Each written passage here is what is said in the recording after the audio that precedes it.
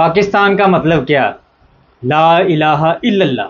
और क्या पाकिस्तान ता क़यामत रहेगा? और जो हम तकारीर में अक्सर बात सुनते हैं कि पाकिस्तान को अल्लाह ताला ने बनाया है और ये ता क़यामत कायम रहेगा, तो जो बांग्लादेश जो पाकिस्तान का आधा हिस्सा था वो जब अलहदा हुआ है तो जो हमारी ये आइडियोलॉजी है वो किस जगह पर खड़ी हुई है? आज की इस वीडियो में हम आपको पाकिस्तानी तारीख़ का एक वो अलमनाक किस्सा सुनाने वाले हैं जिससे कुछ लोग वाकिफ़ हैं और हो सकता है कुछ लोग उसको ना जानते हों। आज हम बात करेंगे सकूत ढाका पर, जिसको फॉल ऑफ ढाका भी कहा जाता है और सपरेशन ऑफ ईस्ट पाकिस्तान भी कहा जाता है। हमारी ये वीडियो बाकी वीडियोज़ की निस्बत थोड़ी लंबी होगी, तो आपने थोड़ा तहम्मुल का मुज़ाहरा करना है और हमारी इस वीडियो को एंड तक देखना है ताकि जो मेरा इस वीडियो में मौक़िफ़ है आप वो जान सकें और जो हमारे सवालात हैं आप उसका कमेंट में जवाब दे सकें, ताकि हमें पता चले कि जो हमारी आवाम है वो इस इशू से कितनी वाकफ़ियत रखती है। तो ये बात शुरू होती है 1962 से। 58 में जो जनरल अयूब खान थे उन्होंने मार्शल लॉ लगाया, जो कॉन्स्टिट्यूशन था उसको मुअत्तल कर दिया और वो हुकूमत में आ गए। 1962 में पाकिस्तान में एक इलेक्शन हुआ जिसको सदारती निज़ाम के लिए वो इलेक्शन था। उसमें जनरल अयूब खान की जो मुखालफत में थी वो थी मोहतरमा फ़ातिमा जना। जी हाँ, ये कायदे आज़म की हमशीरा थी और इन्होंने कायदे आज़म की वफ़ात के बाद पाकिस्तान की सियासत की भागदौड़ संभाली। लेकिन क्योंकि जो जनरल अयूब खान थे वो उस वक़्त ताकत के ज़ोम में थे और उनके पास बहुत ज़्यादा ताकत थी, तो उन्होंने ताकत का इस्तेमाल किया।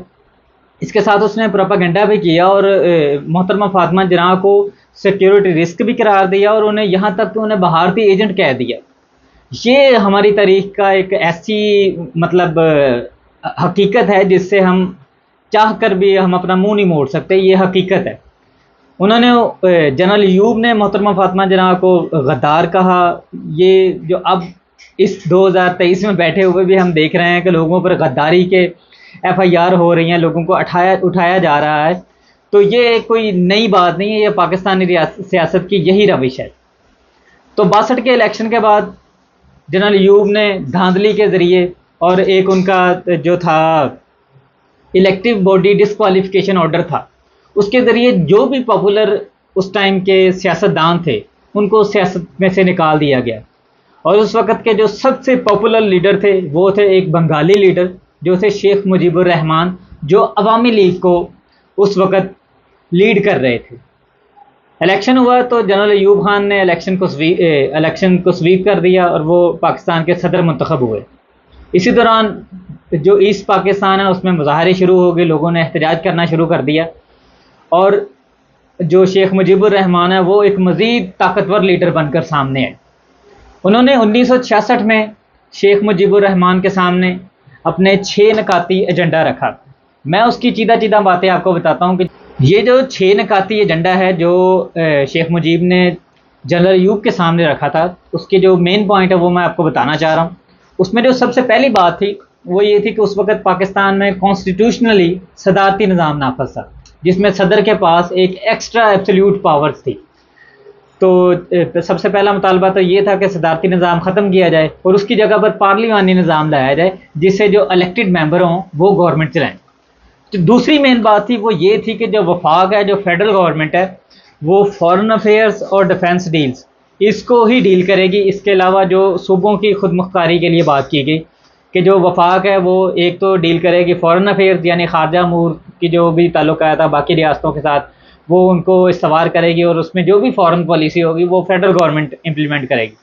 उसके अलावा डिफेंस है कि जो आर्मी होगी, जो बॉर्डर की सिक्योरिटी होगी वो फेडरल कंट्रोल करेगा। उसके बाद जो टैक्स कलेक्शन है वो पर्टिकुलरली सूबों के सवाबदीद थी, यानी कि जो टैक्स कलेक्शन जैसे इस टाइम हम देख रहे हैं कि पाकिस्तान में FBR और दूसरी तरफ जो प्रोविंशियल रेवेन्यू अथॉरिटीज़ हैं वो भी टैक्स कलेक्शन करती हैं। तो उसमें ये कहा गया कि जो सूबे होंगे वो टैक्स कलेक्शन करेंगे। उसमें जो चौथी बात थी वो ये थी कि अलहदा करेंसी रिजर्व से, यानी आपने देखा होगा कि पाकिस्तान में रुपी चलता था और बांग्लादेश में टका चलता था। और एक वो बहुत एक मशहूर बात भी है कि 2 टके का आदमी, जो हम अगर किसी की तौहीन करनी हो तो ये लफ्ज़ इस्तेमाल करते हैं। इसकी मैं जो आगे जो डिटेल है 2 टके के आदमी वाले की ये मैं आपको आगे चलकर बताऊंगा इसी वीडियो में।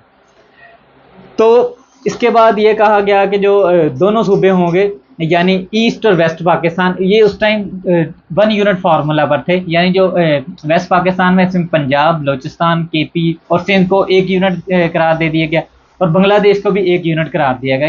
ये 1 यूनिट फार्मूला था। तो ये अगर आपका इसका एनालिसिस करें, जो शेख मुजीबुर रहमान के 6 पॉइंट्स थे, तो ये अलाइंड हैं 18th अमेंडमेंट के। 18th अमेंडमेंट वही अमेंडमेंट है जो भुट्टो की पार्टी ने, पीपल्स पार्टी ने 2010 में की है, जो अंडर आसिफ अली जरदारी हुई है, और इसको मिनी कॉन्स्टिट्यूशन भी कहा जाता है। इसमें जो सबसे ज़्यादा बात की है वो सूबों की खुद मुख्तारी की गई है कि जो सूबे हैं वो अपने खुद मुख्तार पॉलिसीज़ बनाएं, और जो सब्जेक्ट्स हैं सूबे प्रोविंस के पास उसको वो डील करें, और जो फेडरल है उसके कंट्रोल जो है प्रोविंस पर वो कम से कम किया गया। तो ये 1966 की बात है। इसके बाद जब ये पॉइंट्स रखने के बाद जब शेख मुजीबुर रहमान बांग्लादेश वापस लौटे तो उन पर एक केस किया गया गद्दारी का और साजिश का। जी हाँ, आपको जितनी भी बातें इस वीडियो में होगी ये वही बातें होंगी जो आज आप 2023 में देख रहे हैं, और आपको ऐसे ही लगेगा कि जैसे मैं शायद 2023 की बात कर रहा हूँ, मैं 1971 की बात नहीं कर रहा। तो 1968 में जब शेख मुजीबुर रहमान पाकिस्तान से वापस जा रहे थे, यानी वेस्ट पाकिस्तान से वापस जा रहे थे, तो उनके ऊपर एक मुकदमा किया गया जो गद्दारी का था और फॉरेन कॉन्स्पायरेसी का था। ये अगरतला केस था जो उस पर रजिस्टर्ड किया गया और उनको उधर से गिरफ्तार करके पाकिस्तान में शिफ्ट कर दिया गया। पाकिस्तान के 2 हिस्से, वेस्ट पाकिस्तान और ईस्ट पाकिस्तान। इस वीडियो में हम जो अब तक बात कर चुके हैं ये तो एक था बैकग्राउंड, पस मंज़र। अब मैं आपको क्रोनोलॉजिकल ऑर्डर में वो सारे इवेंट्स बताऊंगा जिसके ज़रिए पाकिस्तान से बांग्लादेश टूटा और कैसे टूटा और कौन कौन से किरदार थे जो इसमें मुलविस थे, ये आप देखेंगे। बांग्लादेश जो ईस्ट पाकिस्तान था ये पाकिस्तान से 1000 मील दूर था। 1000 मील यानी 1600 किलोमीटर। आपने अलास्का के बारे में सुना होगा, ये यूनाइटेड स्टेट्स ऑफ अमेरिका की एक रियासत है जो अमेरिका के साथ मुंसलिक नहीं है। अमेरिका से एक अलहदा वो एक खिता है, लेकिन वो अमेरिकन रियासत है। इसी तरह यूके के कंट्रोल में ऑस्ट्रेलिया है जो उससे हज़ारों मील दूर है। पाकिस्तान का जो ईस्ट पाकिस्तान है ये भी इसी तरह पाकिस्तान से 1000 मील दूर था, लेकिन जो इसको कंट्रोल करना था वो पाकिस्तान के लिए ज़रा मुश्किल हो गया था। उसकी भी वजूहत जो हैं वो मैं कुछ बता चुका हूँ और कुछ आगे इस वीडियो में आपको बताऊँगा।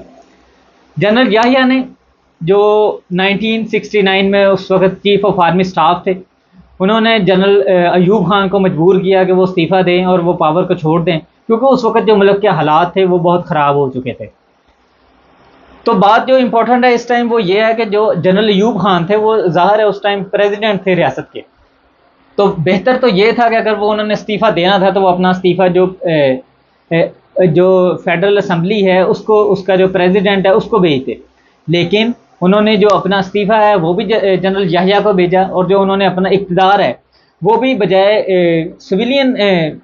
सिविलियन रूलर्स हैं उनको शिफ्ट करने के बजाय अगेन उसको जो मिलिट्री रूल है उसके लिए उन्होंने किया काम। जनरल याहिया ने जब 1969 में इक़्तिदार संभाला तो फिर उन्होंने बाद इलेक्शन अनाउंस किए। वो 1970 में इलेक्शन को हेल्ड होना था। मैं आपको बताता चलूँ कि ये पाकिस्तान के सबसे पहले इलेक्शन थे। इससे पहले पाकिस्तान में कोई भी डेमोक्रेटिक लीडर नहीं था, democratic elected head of the state नहीं था। तो ये पहला इलेक्शन था पाकिस्तान का। ये इलेक्शन हुए 1970 में, और इस इलेक्शन में जो शेख मुजीबुर रहमान थे जो अवामी लीडर के हेड थे, उन्होंने क्लीन स्वीप किया और उन्होंने 161 सीट ऑक्यूपाई की। दूसरी तरफ उनके जो हरीफ थे, जो वो भी एक उस टाइम के बड़े पॉपुलर लीडर थे, वो जुल्फ़िकार अली भुट्टो थे। लेकिन जुल्फ़िकार अली भुट्टो तो उनके मुकाबले में आधी सीट्स भी ना ले सके और उनकी टोटल सीट्स थी 81। तो आप अब देख सकते हैं कि जो शेख मुजीबुर रहमान थे वो एक बहुत स्ट्रॉन्ग लीडर थे और वो कॉन्स्टिट्यूशनल मतलब उनका राइट था गवर्नमेंट को रन करना और वो इसके हकदार थे। लेकिन जब इलेक्शन होने के बाद जनरल याहिया खान ने जो असम्बली का इजलास है उसकी कॉल दी। उस वक्त जो पाकिस्तान की नेशनल असम्बली थी वो ढाका में थी, वो इस्लामाबाद में नहीं थी और ना ही कराची में थी। तो जब इजलास का ऐलान हुआ तो जो जुल्फ़िकार अली भुट्टो थे उन्होंने इजलास में शिरकत से साफ इनकार कर दिया और उन्होंने यहाँ तक धमकी लगाई कि मेरी पार्टी का जो भी मेंबर इजलास में शिरकत करेगा मैं उसकी टांगे तोड़ दूंगा। अब अंदाज़ा लगाएं आप कि एक पार्टी का हेड है और वो अपने जो इलेक्टेड मेंबरान हैं, जो अवाम के रिप्रेजेंटेटिव हैं, उसको किस तरह वो ट्रीट कर रहा है, उसकी वो मतलब एक तौहीन आमेज़ रवैया है उसका। लेकिन जो शेख मुजीबुर रहमान थे वो एक अपने उस वक़्त उसके साथ एक अवाम का जम गवीर था। तो जनरल याह्या खान का जो ये पाकिस्तान बचाने का एक ये दूसरा मौका था वो भी उसने ज़ाया कर दिया। और जो जुल्फ़िकार अली भुट्टो थे, यकीन आपने ये भी देखा कि मतलब उसने भी कोई लचक नहीं दिखाई कि वो पाकिस्तान के लिए या पाकिस्तानी अवाम के लिए या पाकिस्तान की जो यूनिटी है उसको बरकरार रखने के लिए अपना एक स्टेप आगे लेता और वो जो शेख मुजीबुर रहमान है उसके साथ जाके मुज़ाकरात होते। गवर्नमेंट के तो वही हकदार थे, ये जुल्फ़िकार अली भुट्टो तो उसके हकदार थे ही नहीं, तो फिर इनके मतलब इस तरह की बात करना तो मतलब मौजू ही नहीं है। और ये तारीख के पाकिस्तानी तारीख के इन इलेक्शन को शफाफ तरीन इलेक्शन कहा जाता है। इस पाकिस्तान में अलहदगी की आग लग चुकी थी और जो बंगाली थे वो ये इस बात को कम व बेश समझ चुके थे कि जो मगरबी पाकिस्तान की अशराफिया है उसमें सारी जो अलीट है वो आती है, वो हमें इक़्तिदार मुंतकिल नहीं करेंगे और जो हमारा राइट है लीगली वो हमें उसको अटेन नहीं करने देंगे। तो इस पर फिर एक जलसा हुआ पल्टन ग्राउंड में, जिसमें शेख मुजीबुर रहमान ने सबसे पहले बांग्लादेश का नाम यूज़ किया और उन्होंने कहा कि अब हम अपने राइट्स के लिए नहीं बात करेंगे बल्कि हम अब एक अलहदा रियासत के लिए बात करेंगे। तो उसके बाद जब ये मामलात हो रहे थे तो दूसरी तरफ जनरल याह्या के पास इस वक्त भी एक अपॉर्चुनिटी थी कि वो रियासत को कंट्रोल करते। और ये जो सिविल वार चल रही थी उस टाइम, उस वक्त फिर जो इंडिया है वो भी इन्वॉल्व हो गया उसमें। इंडिया ने ये किया कि जो बांग्लादेश की मिलिटेंट एक मिलिशिया थी जिसको मुक्ति बानी कहा जाता है, वो एक मिलिशिया थी और उसके साथ मिलकर इंडिया ने उनको अपनी इंटेलिजेंस प्रोवाइड की और उनको असलहा प्रोवाइड किया और उसे एक मुसल्लह तंजीम बना दिया, जिसने फिर आगे चलकर जब पाक फौज ने ऑपरेशन किया बांग्लादेश में, जब सिविल वार एक इंतहाई ऊपर वाले दर्जे पर पहुंच चुकी थी और लोगों में कत्लो गारत बहुत ज़्यादा हो गई थी और हालात एक आउट ऑफ कंट्रोल चले गए थे, तो जो पाकिस्तानी आर्मी थी उनको अब नज़र आ रहा था कि अब या डू और डाई की सिचुएशन है, अब या तो इधर हम ऑपरेशन करेंगे या फिर हम इधर से निकल जाएंगे। तो उन्होंने एक ऑपरेशन का आगाज़ किया गया जिसे बाद में ऑपरेशन सर्च लाइट का नाम दिया गया। इसके मद्दे मुकाबल थे वो बंगाली मलेशिया जिनको मुक्ति बानी कहा जाता है, जिसे इंडियन स्पोर्ट भी काफ़ी हद तक हासिल थी। उसके अलावा जो उनके सेंटीमेंट थे, जो सपरेशन के सेंटीमेंट थे, वो भी बहुत ज़्यादा उनमें उस वक्त प्रीवेल कर रहे थे। तो जो बंगाली नेशनलिज्म है या बंगाली रेसिज्म है, ये कैसे ऊपर आई, इसमें ये भी एक बात आपको मेरे ख्याल में बतानी चाहिए। जब सबसे पहले कायदे आज़म 1948 को मार्च में उन्होंने सबसे पहला अपना दौरा किया बांग्लादेश का, तो उधर वो एक स्टूडेंट यूनियन से स्पीच कर रहे थे। उन्होंने स्पीच में एक बात ये भी है कि वो इंग्लिश में स्पीच कर रहे थे उस टाइम, और उन्होंने इंग्लिश में स्पीच करते हुए लोगों से कहा कि आपकी जो पाकिस्तान की कौमी ज़बान है वो सिर्फ़ और सिर्फ उर्दू है।